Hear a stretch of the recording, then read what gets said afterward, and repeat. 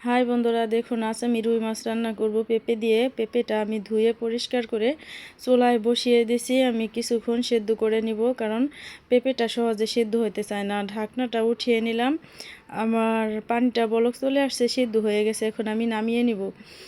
দেখুন নামিয়ে নিয়ে আমি ওই কড়াইতেই কিছু তেল দিয়ে দিছি।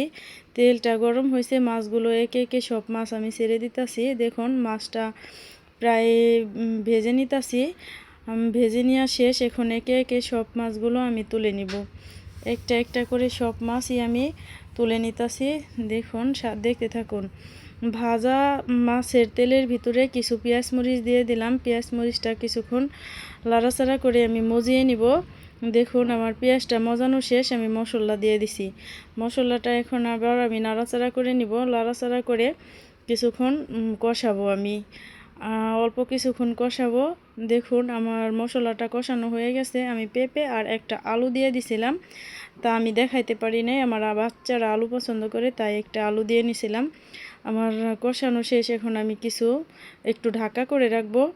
ঢাকনাটা উঠাইয়া নিছি। দেখুন আর কিছুক্ষণ লাড়াচাড়া করব। দেখতে থাকুন, সাথে থাকুন। আমি কিছুক্ষণ লাড়াচাড়া করে নিলাম।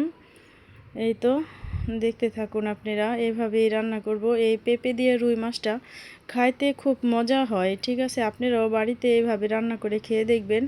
এখন আমি কিছু পানি অ্যাড করে দিলাম এটার সাথে, কারণ ঝোল করব, বেশিও ঝোল রাখবো না, তাই অল্প পানি দিয়ে নিলাম, কারণ পেঁপেটা আমি সিদ্ধ করে রাখছিলাম।